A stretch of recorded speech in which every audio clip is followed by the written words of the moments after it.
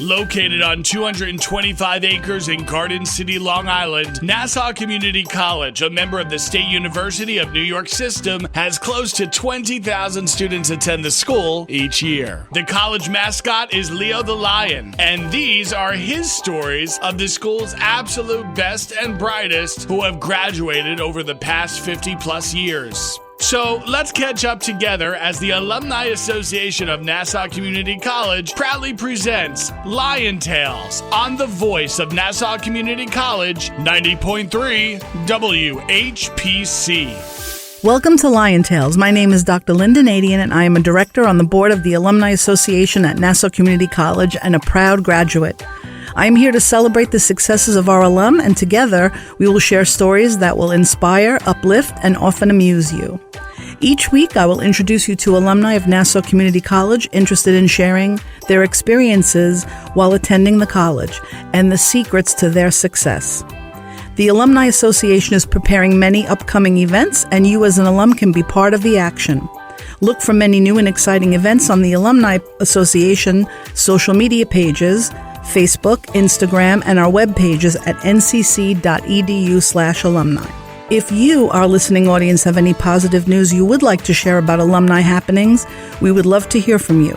So email us at ncc.edu/alumni. Today, our guest is JoAnn Frey, class of 1976.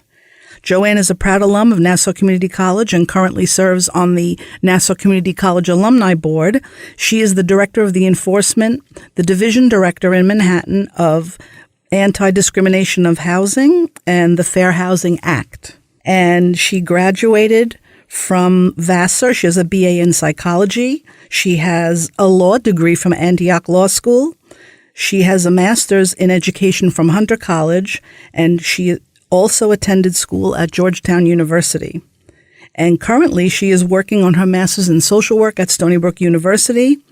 And we welcome JoAnn Frey to Lion Tales, class of 1976. Well, thank you. It's a pleasure to be here today. So we were discussing your current position, the director of the enforcement in housing. Can you explain exactly what you do? Because it's very interesting. Sure, I'd be happy to. I work for the U.S. Department of Housing and Urban Development, and what I do in the Office of Fair Housing is I oversee the investigation of civil rights complaints involving housing discrimination. Mm-hmm. And there can be discrimination on any number of, bases: race, color, national origin, sex, religion, disability. And so the office covers all of New York State, all of New Jersey, and as well as Puerto Rico and the Virgin Islands. So we have quite a wide scope, and we have a large range of different kinds of cases that people complain about. Yeah, that's been a big topic of conversation on Long Island because of the segregation in the different counties and the communities in which people are not being shown houses because of their race or ethnicities and or their religion. So that's really something that. What are some actions that can be taken? What does the organization do in order to help people? Okay, so if someone thinks that they've been discriminated against, they can file a complaint with our office. And we then look at the complaint to see if it meets the legal requirements to be jurisdictional. And if it does, then what happens is investigators go out and, well, first they obtain evidence and they speak to everyone. They conduct witness interviews. Sometimes they go into the field. And then we try to settle every case because we're required to by law. And then we issue a decision saying whether we believe the law was violated or was not violated. And we get a wide variety of cases. I mean, yes, there are cases involving realtors, and there was a Newsday expose of maybe 3 years ago where they did a lot of undercover testing. But we also have a lot of cases involving disability discrimination. That is probably the biggest area where we get complaints, either because people are living someplace where the housing just doesn't meet their needs. For example, they need wider doorways or, grab bars or a ramp, that sort of thing. And also we get a lot of cases involving assistance animals. So we, for example, just had a case where a realtor said that the landlord refused to rent to someone who had a guide dog because they were blind. So then that's obviously a violation of the law. Right. So that's a recent case. But we have many. And we also do public outreach. And that's just a sort of a smattering of the kinds of things we do. Wow. So now we're going to take you way back to 1976, class of 1976 at Nassau Community College. Can you tell us about your decision to attend Nassau Community College? Well, absolutely. At the time I went to Nassau, my parents were not keen on me going away to college. So I said, well, then I'm going to Nassau where everybody else in the family has gone. All my cousins went to Nassau Community. My cousins lived down the block from us when I was growing up. So I said, I'm going to go to Nassau. And then I'll go away after, my 2 years at Nassau. So I went to Nassau, and to be candid, I absolutely loved it. I wish it had been 4 years long, but it was only 2. Mm-hmm. So, and I got involved in a huge array of activities while I was at Nassau. I could sort of just jumped right in and wound up doing a bunch of things. I thoroughly enjoyed my time at Nassau. Yeah. What were some of the courses offered in 1976? That was the bicentennial, and there was a lot of sort of, I guess, not changes in the world, but it was a big year to commemorate the bicentennial. Do you remember any of that?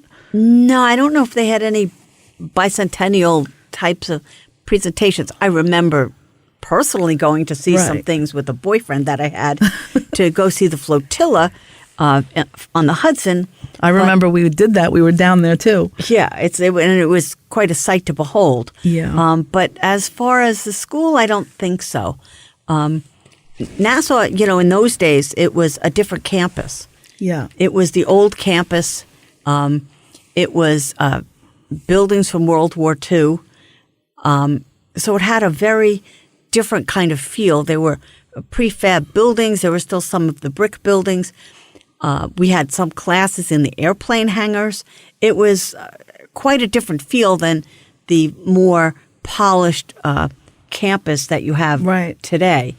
But it was just, that's the way it was. It was fine. Yeah. If you think about it now, in terms of modernization, what are some of the changes that you see, walking onto the campus tonight, for example, or today? Oh, well, you've got you've got big buildings. They're modern buildings. They're air conditioned. They're it's sprawling, and it just it wasn't quite the same back then. I'm not saying it was better or worse. It was just what it was, and the parade grounds that they had, that the military used to do their marching formations, was pretty much at the center of the campus. And so a lot of the other buildings, fed into the parade grounds, the quadrangle. Yeah. And so that was like a big meeting place for students. And you obviously crossed it all day long to go back and forth from one part of campus to the other. What was a day in the life of a student at Nassau in 1976? Did you commute? Did you drive here? What was happening? When I started Nassau, I rode my bicycle here. I bought a 10-speed bike, which I rode here. I actually had a job at a grocery store, so I went to the job my first semester. I rode my bike to the job. Then I left the job, and I rode to Nassau. Then I went and I rode home at the end of the day. And I quickly found somebody, a couple months in, someone from high school who would drive me into Nassau, and then I would wind up getting rides home from people. Wow. I give you credit for riding your bicycle, even though, all over the city now everybody's on a bike if they can be. But actually to, certain generations persevere, and they will do above and beyond the call of duty where now I think that a lot of kids expect rides everywhere and they wouldn't even consider maybe taking their bike. So it's interesting to see that change. Well, I didn't really have a choice. My parents both worked. They weren't home. I didn't have a car. And there was no bus nearby. So I said, well, okay. I grew up at the time in Garden City, so it was several miles, but it was a doable thing. I just got a backpack and went. And I do recollect hearing some students say, as I was riding past, basically to the tune of, gee, I'm so glad I don't have to ride my bike to school. When you got here, where did you put the bike? Did you chain it up? I found a bike rack. There were bike racks, and I wasn't obviously the only one. But like I said, I then found other people who did have cars who could, We can probably find like an antique bike rack on campus, which would be really amazing.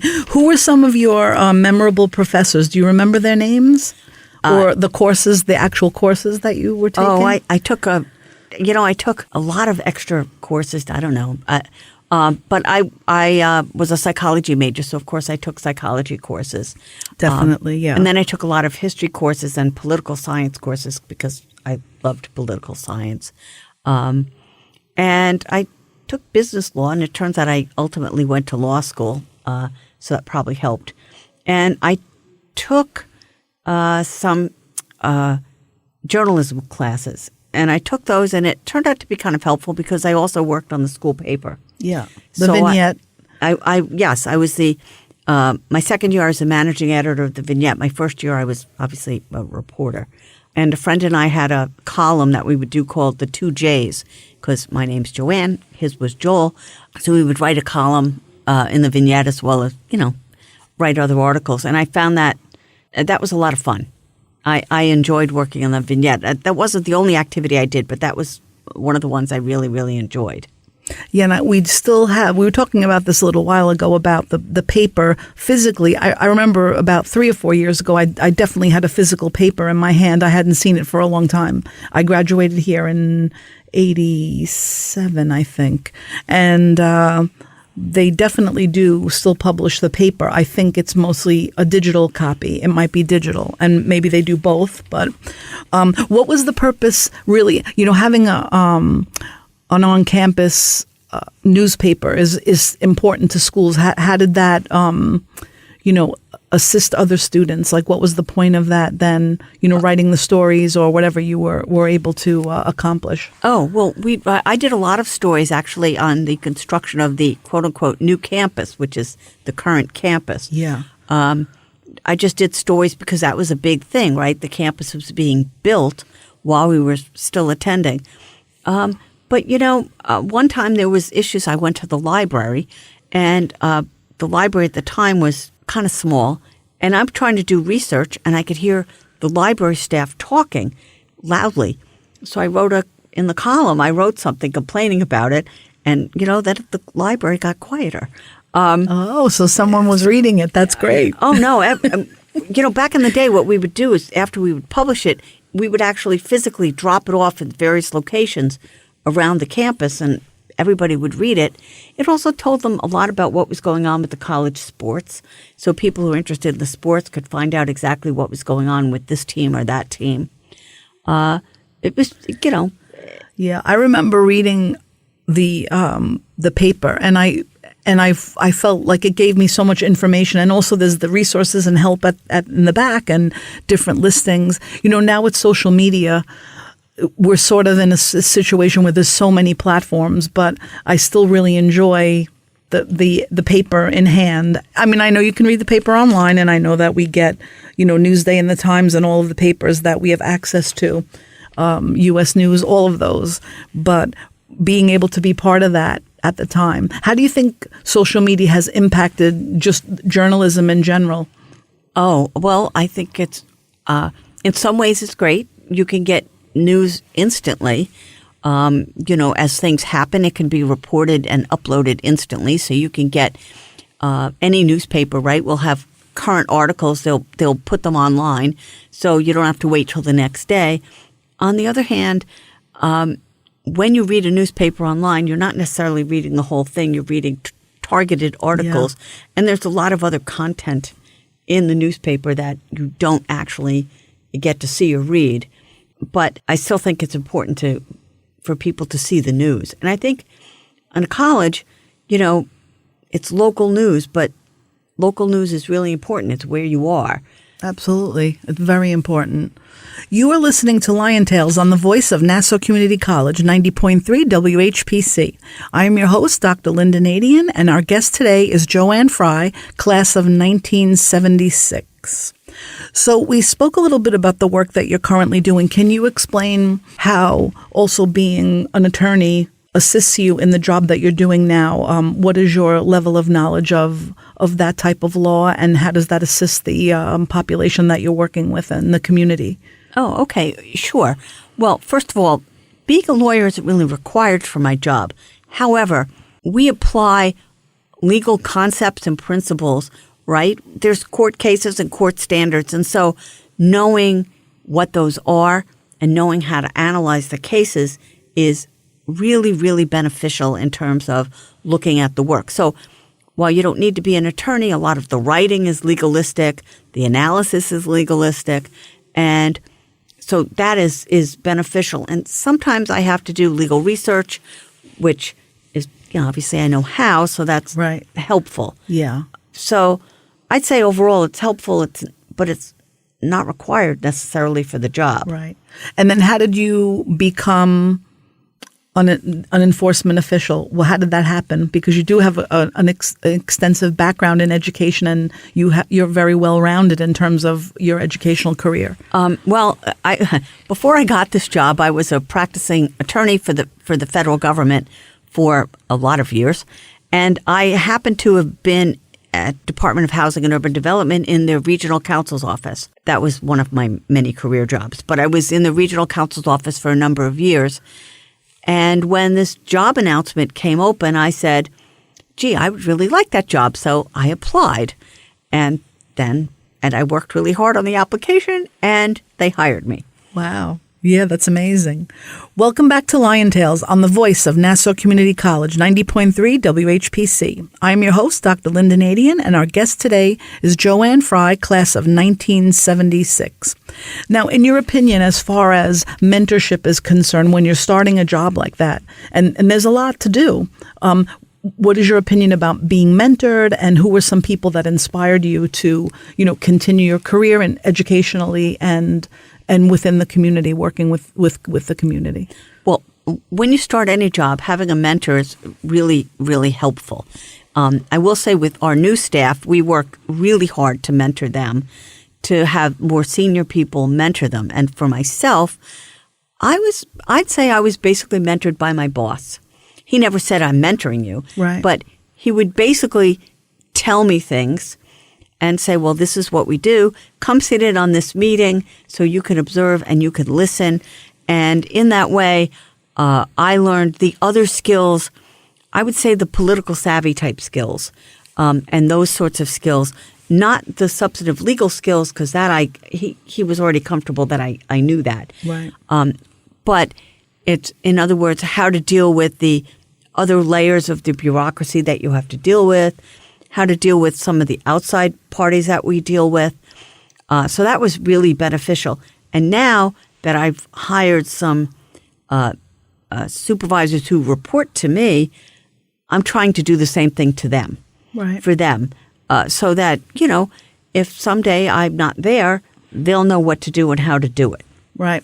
Now, thinking about students that are, let's say, coming out of high school, especially for, females, if they decide to go to a community college first, what is some of your advice to them as they decide? Because again, you went to Nassau, you went to a community college, and then you ended up completing an array of degrees in different subject areas. So what would you tell that aspiring student?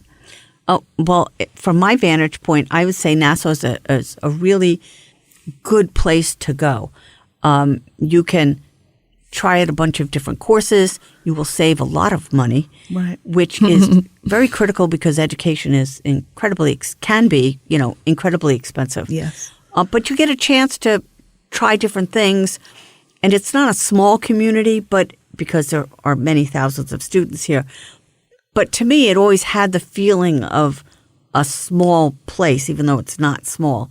But also, you can transfer to many, many different places after you leave Nassau. My brother, because everybody in my family, as I said, goes to Nassau, he went here and then he transferred to Cornell because he did well here.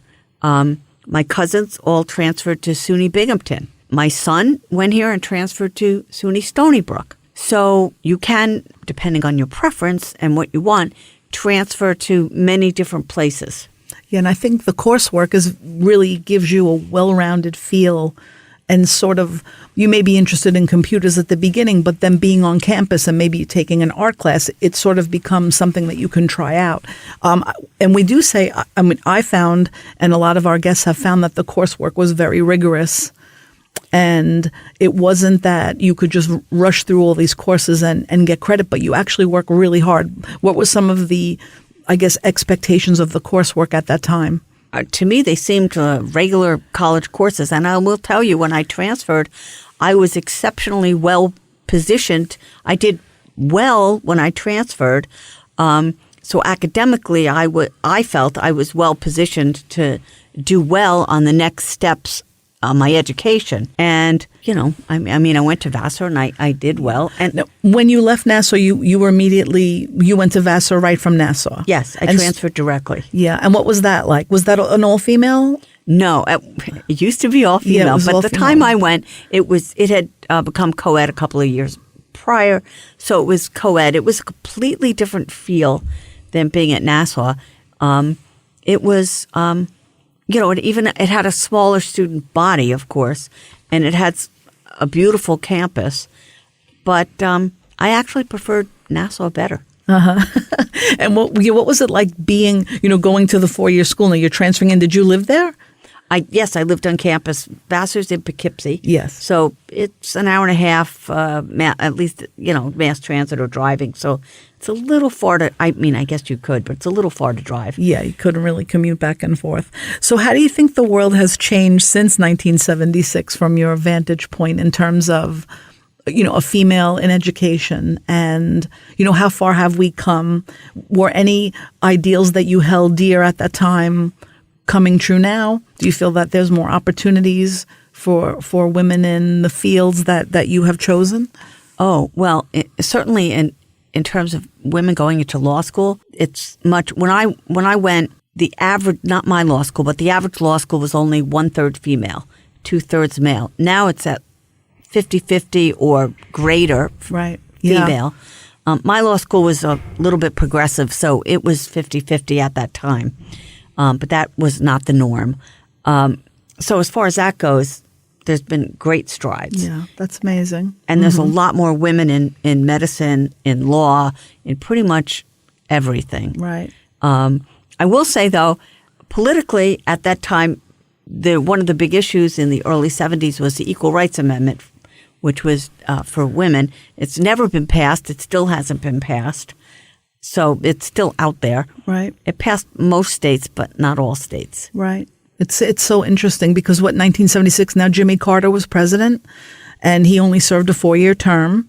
And, I remember a lot of hoopla because of the situation with Iran. And now we're still sort of always in the throes of this like political agenda. But we sort of come very far and then we stop and kind of go backwards. It seems like it's kind of like that. You are listening to Lion Tales on the voice of Nassau Community College, 90.3 WHPC.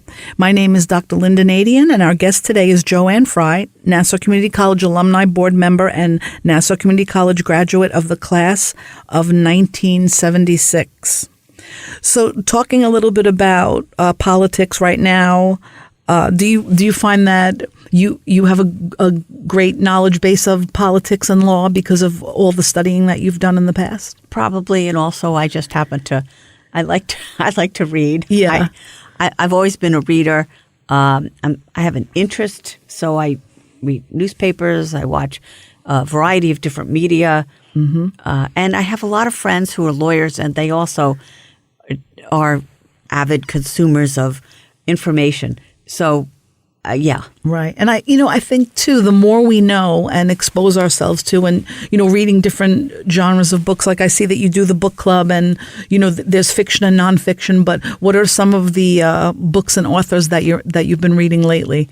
Well, I am in a book club, and which I like because other people pick the books. So I wound up reading books I might not have otherwise either known about or picked.